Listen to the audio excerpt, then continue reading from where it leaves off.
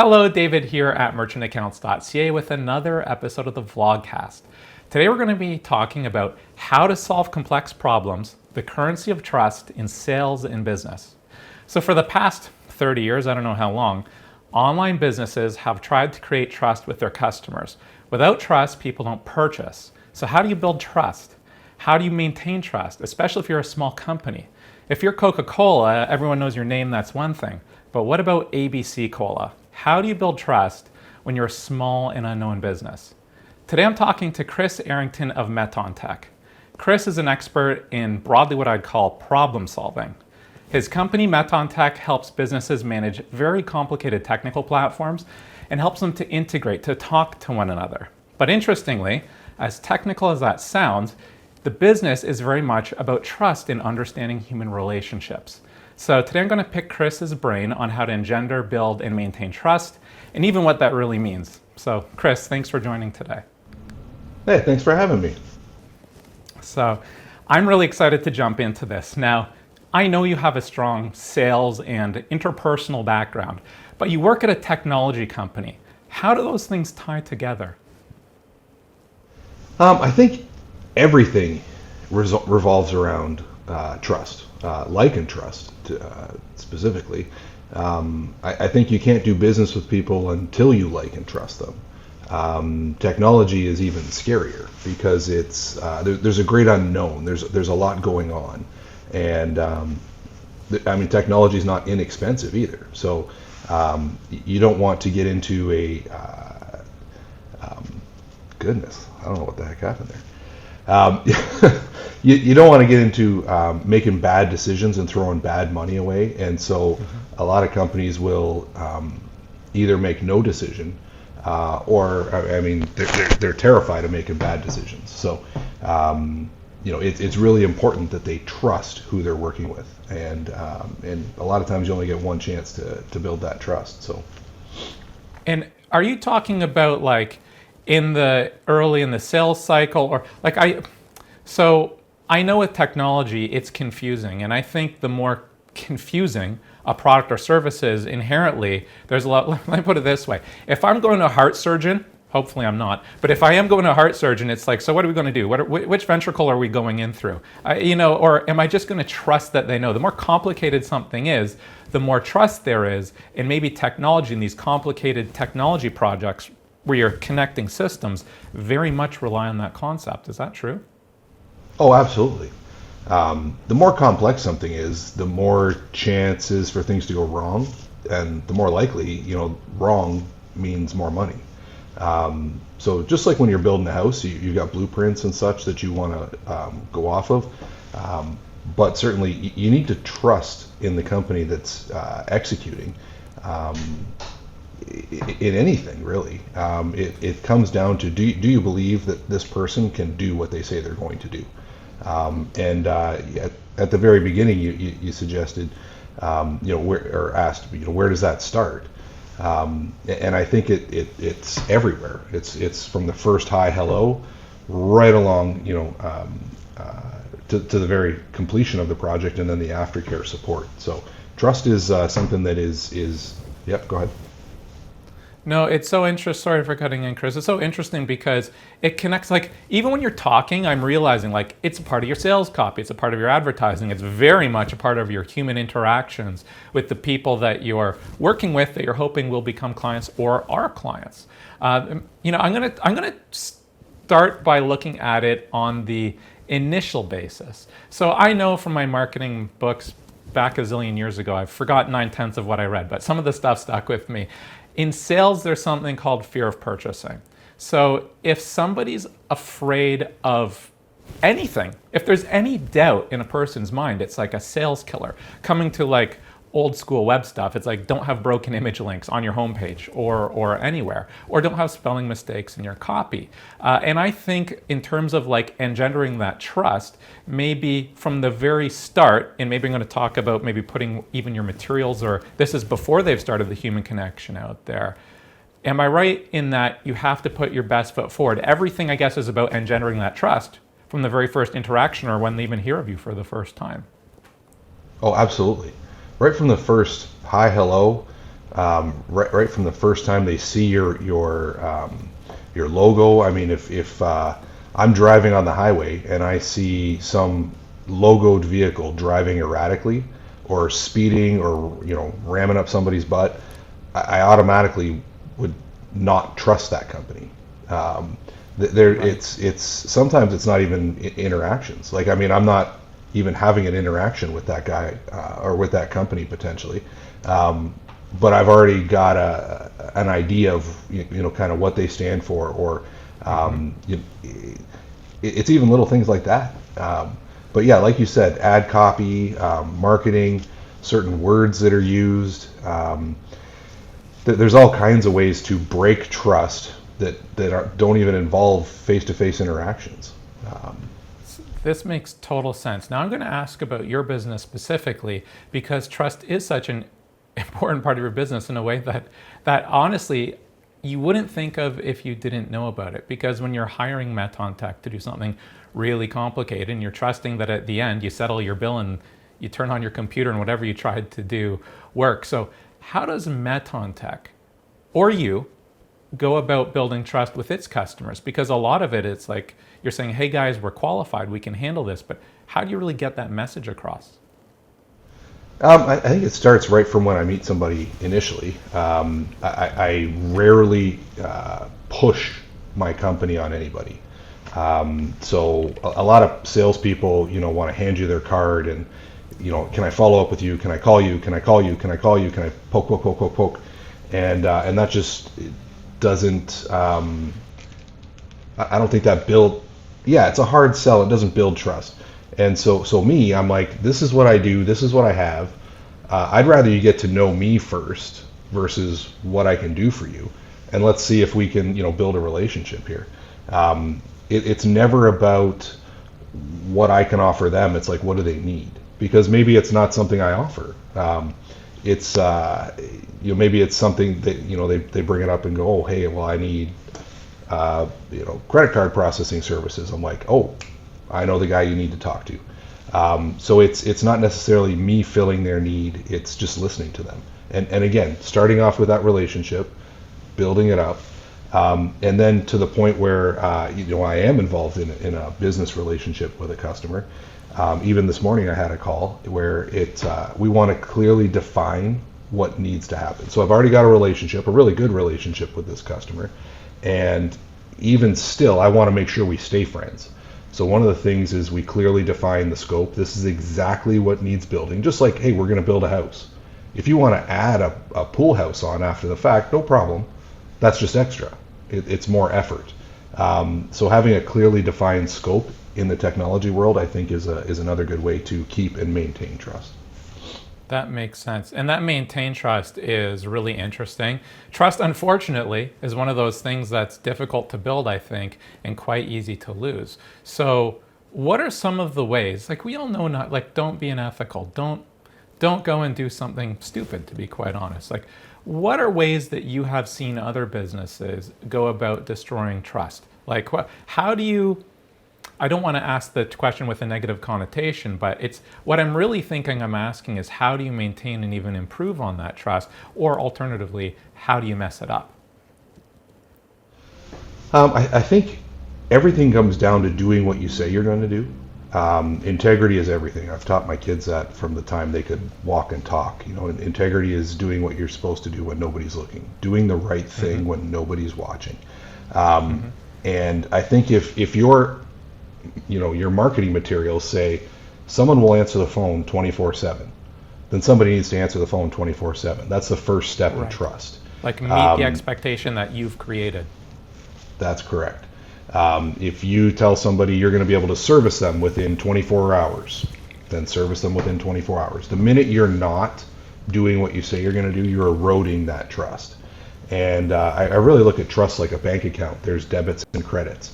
And the whole goal is to keep depositing into this trust account so that inevitably there's never, nothing's perfect. Something's always going to go wrong. And they always say that kind of the quality of a company is really proven when something goes wrong. When everything's going right, it's easy to be a good company. When things go wrong, it's like, okay, well, how did you handle that? How did you deal with that? How did you address it? and how do you keep the customer happy? And I think that's where really trust comes in. If I've got a lot of deposits in my trust account and something bad happens, I can go to them and say, hey, listen, this is what happened. We're going to fix it. This is what's going on. And if you got a lot of trust in that account, then usually you're going to end up okay. It's when you've got low deposits or negative in that trust account, it can be the last straw for customers. Oh, that's interesting, because everybody makes mistakes. I've never met a person that hasn't made a mistake. And so building that trust, it's like, because you shouldn't, I guess, be expected to be perfect. It's just like, I don't know, stupid example. Like if your job is to wash a Ferrari and you picked up some gravel in the chamois and you put a tiny little scratch in it, that's different than you just joyrided it like in Ferris Bueller's Day Off, right? So I guess that you're talking like put goodwill in the tank. So I'm interested about that, because in my industry, for example, and I'll bet in your industry, in fact, I'd like to know about your industry, but in my industry, there is a very, very, very high cost of acquisition for a new customer. And in most industries, or many industries, the lifetime value of that customer is like so incredible. Because when you lose a customer because of losing the trust, you're losing a lifetime of revenue. And I've never understood why so many businesses have policies that are just like counterintuitive. You're going to lose this business. Why would you make this mistake? Yeah, it's funny. I've always said, when you ask people about cell phone companies, as an example, you either love your cell phone company or you hate them. Like you either have a good story or a bad story, and there's rarely an in between. And it's not like one is better than the other. They all have the same good and bad stories. And I always thought, like, if you were a cell phone company that just came to people every month and said, hey Dave, you went over your bill. What we did was we bumped you to this category so we could reduce your bill and not overcharge you. I mean, that would blow your mind, because it's so different from the way the world works. And I just think that companies are short-sighted. They look at the almighty buck and, hey, I'm making this amount. I just don't. Hey, Chris, do you think not that's everything more true is with big the companies? The No, I don't think so. No, I mean I've worked for all kinds of different companies, and I've had all different kinds of companies, big, small, startup, established, and it's across all different kinds of verticals, and I've seen it everywhere. Where one company that I worked for really focused on customer service. I mean, they went over the top for it. I mean, if you weren't happy, we did everything we could to make you happy until you said, hey, thanks, I'm happy. And then there was an ownership change, and the new owner came in and went, hold on a second, this costs us a lot of money to keep these customers. Let's just find new customers. And the quality of service really plummeted dramatically. And not coincidental, absolutely directly proportionate, our level of trust in the community went down as well. And I don't know that the company's actually ever recovered. Now this is years back, and it seems like it's still the same. I think there's that kind of trust as well, that customers expect to get what it comes back to doing what you say you're going to do. Customers expect a certain thing when you tell them, hey, we're going to service the heck out of you. Okay, well, if you don't service the heck out of them, then but companies also have an obligation to not overpromise and underdeliver, because again, that erodes trust too. It sounds good in the beginning, and then they don't give you what you're looking for. I mean, it's a slippery slope. Interesting. Yeah, that's interesting. So I'm curious too. So when I have these chats with people, one of the things that I like to talk about and I try and extract out of them are like hard-won lessons.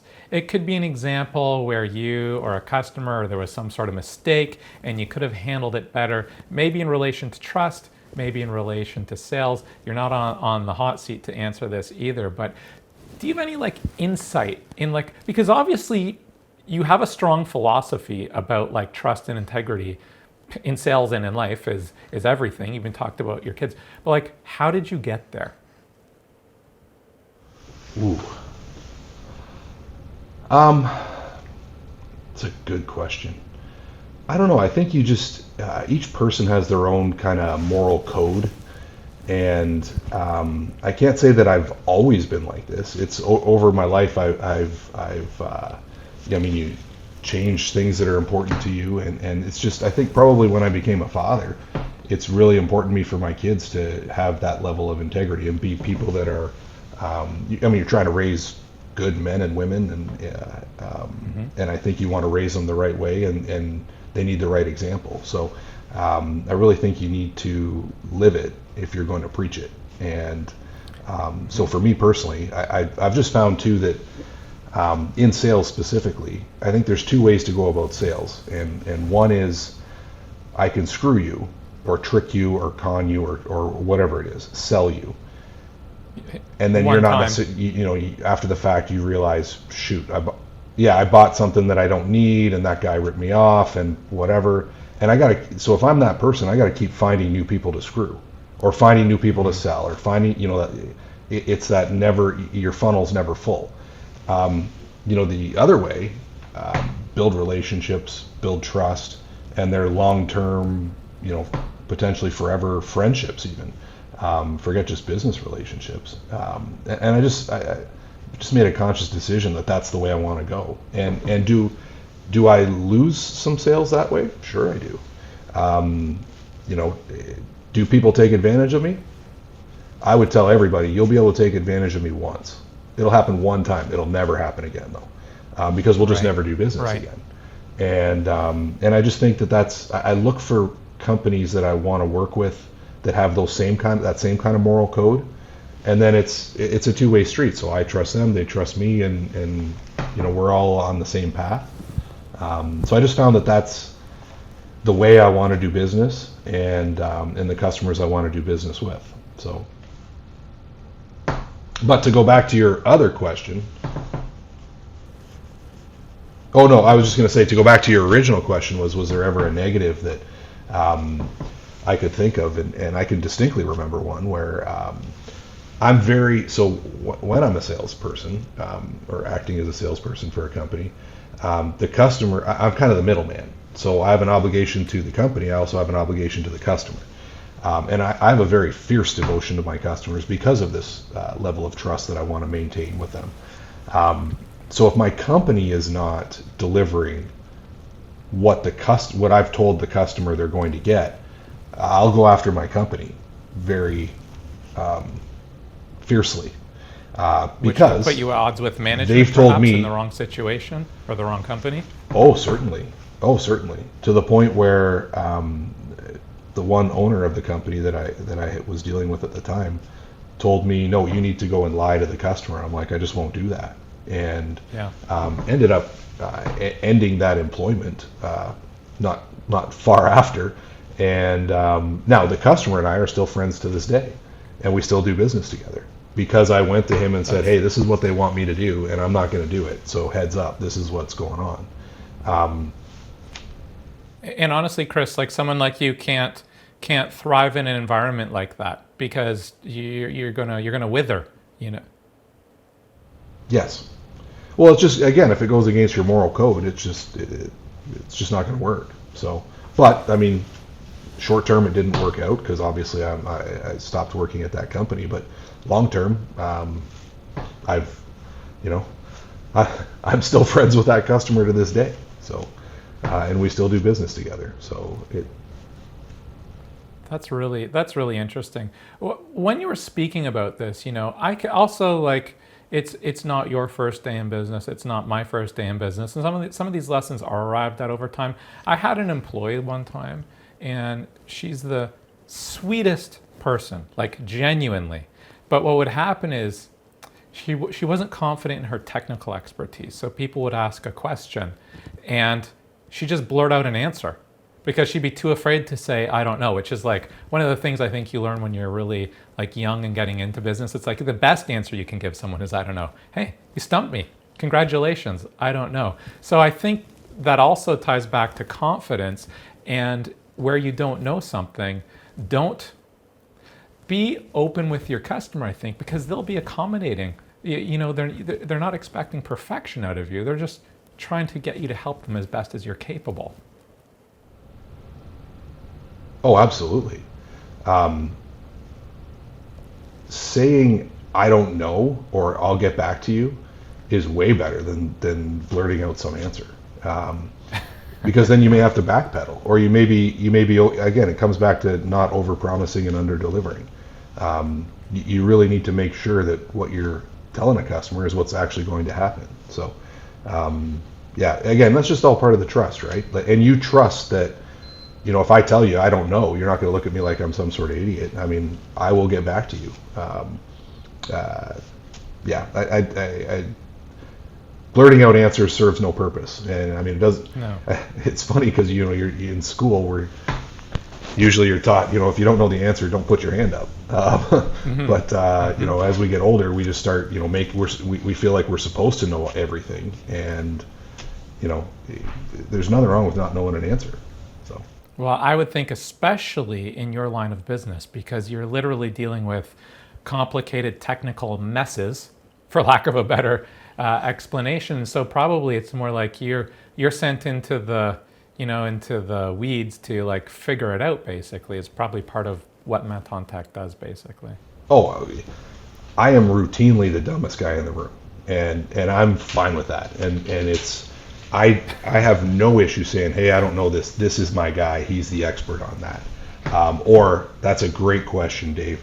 I can't give you the right answer. Let me get you Johnny, who can get you the right answer. Or if, I try and match, so if there's a chief technology officer, let's get my guy, and kind of match them up. So it's like man-on-man defense. It does not have to be me. I do not need to have all the answers. I think everything comes down to making the customer feel comfortable and trusting that we're going to do what's best for them. So. Right. That makes sense. And I guess it's a matter of also just like letting them know that that you're going to be there with them through the discovery process. You're not going to tell them. A lot of it is setting expectations, like right from the get-go, because where they come to you with this stuff, letting them know from the start that you're not going to know a lot of it, but you have the right team that can get the right answers for them. Yeah, and I've always told people, right? I mean, every company I've ever worked for, I'm your guy. So you have anything, burning questions, something's bugging you, you're happy about something, maybe you don't like somebody on my team, no problem. You don't like me, no problem. I have no issue passing you on to somebody else. Everything is about that customer. But if you give your phone number and say, hey, call me at 2 a.m, I mean, don't be surprised if people test you. And I mean, whenever I've told people, hey, you can call me any time of day, if my phone goes off and I see your number, I'll answer it, because I've told you that's what I'm going to do. So never promise things you're not prepared to do. That's good. No, it's so one of the things when I talk to people on this podcast is they just say things that are so obvious, but you don't think about it, even though it is obvious. And I think that is a really fantastic one. Now I'm going to work a little bit more into your wheelhouse here, Chris, because I want to talk about technical stuff for a second. As you have an increasingly complicated technical problem, the solution often, I would assume, becomes more expensive. But in a sense, as a business owner, you're trusting that the thing that you're investing into is going to fix the problems. Companies sometimes invest a lot of money, and in the end, it doesn't come together and work. I know it happens. Fortunately, I've never experienced it personally. But how does that happen? Is that anything related to trust, or is it more perhaps a breakdown in the process? How does that occur? Well, there's any number of ways that could happen, but not everybody has the same moral code. And so some people, if you tell them you don't know anything about a certain subject, they're going to try and, increase the ticket. Try and upsell you on things you may or may not need. So again, this is where trust goes two ways. Somebody can put their trust in you, but then you got to do right by them. Anything you do to erode that trust. So a number of times I've told people, hey, you don't need this. And they're like, no, but I want it. And I'm like, okay, well, you don't need to spend the money on that. Well, but Chris, I would like it. And the customer's always right. And I'm like, no problem. You can buy it if you want. But I'm telling you right now, and I just want to make sure so it doesn't come down the road when you're like, hey man, I don't need this, and hey, I told you so. I just want to be really clear with people about things, and with our company specifically, a lot of the projects we do use open source code to bring down the costs for people. If there's no sense or if there's no value to you in spending this for a product or a solution that's going to fix your problem, then why do it? So, Chris, how do you get into the situation? Sorry to cut him, but how do you get into the situation then where a company invests $500,000 in something and it doesn't work? Like, I can't fathom, but I know that stuff like that happens. Like, where does that go wrong? But I'll even qualify that just a little bit further, because I had a client that hired a really big shopping cart software platform that I won't mention, and they went in. This is a mid-sized business, like less than 10 employees. This is big money to them, and they spent, I think, before they pulled the rug out on it, it was 80,000 US, and the thing just didn't work. Is that common? Because I know this is your area, and it's not really the topic of our conversation today, but I have you here. How does that happen, and how do you avoid it? Especially, I'm a nerd, okay? You won't lose, I don't code anymore, but you won't easily lose me in a conversation or a process. But especially for someone who might have more of an administrative or accounting or whatever background, how can you protect yourself? What's going wrong in these situations? Well, I think when a company sells a specific product, so it doesn't matter what it is. If I sell pens, and you go, hey, what about pencils? Well, shoot, I don't offer pencils. I'm going to tell you every reason that pencils are bad, and you should buy a pen. When really a pencil might be the right product for them. And I just firmly believe that if you always have the customer's interest in mind, even if it's not my product or even if it's not my solution, that'll come back to you. And I think if you do it the other way and you sell the person the pen when they really need the pencil, I think that comes back to you too. There's something to be said about reputation, and I've got a sales career going over, it's 25 years now. I remember what people used to say, man, I've been in this for 25 years. I'm like, wow, that's long. And now I'm getting to the point where I've been saying that. But I've worked in a number of different companies across varying verticals, highly different verticals, from everything to selling products door to door, to fitness, to hot tubs, to HVAC, to industrial automation, to big steel mills and such, and now technology solutions. My reputation's pretty solid.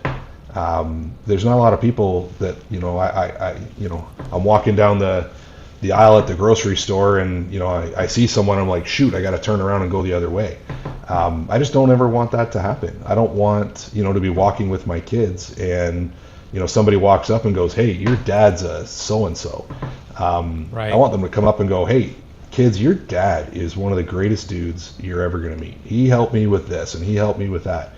And that comes down to doing the right things for the customer from the get-go. So a lot of companies get because they don't know exactly, they think that the more expensive solution, because it's more money, it's obviously got to be better. And that's just not the case. You can spend $1 million on an ERP in the technology world, and it's not going to solve all your problems. In fact, I'm working with a company right now that called me specifically to implement an ERP. Hey, we've got X amount budgeted for this. And I said, okay, based on what you're telling me, you don't need this, and I can probably do it for about a third of the budget you're talking about. And they were like, hold on a second, we just told you we're going to spend this, and you're suggesting a solution that's down here. Why would you do that? I'm like, well, because I don't want this to be a one-night stand. I want a long-term marriage. And I don't want just you. Right. I want your friends. And when you're, at a barbecue and your friend's company comes up and they say, hey, man, wow, we got this problem, you got to call Chris. Chris is your right.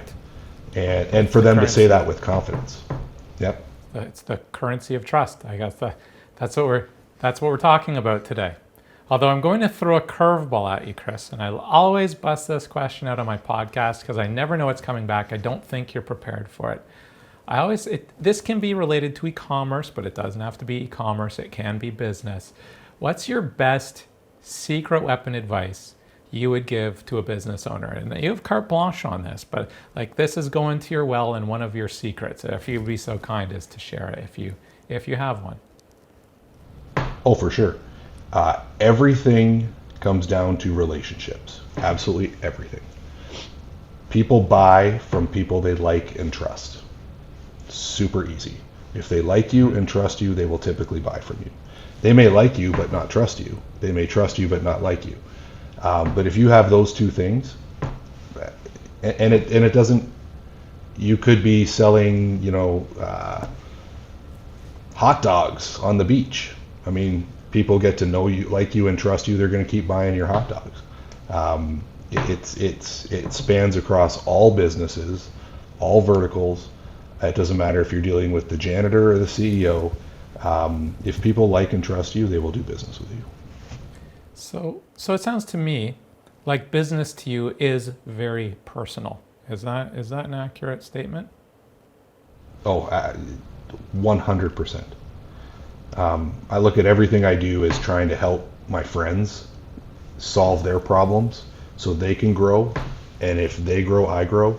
And if it's not win-win for me, so if they're not winning and I'm not winning and potentially the customer's not winning, like so a win-win-win, then I just wouldn't do it.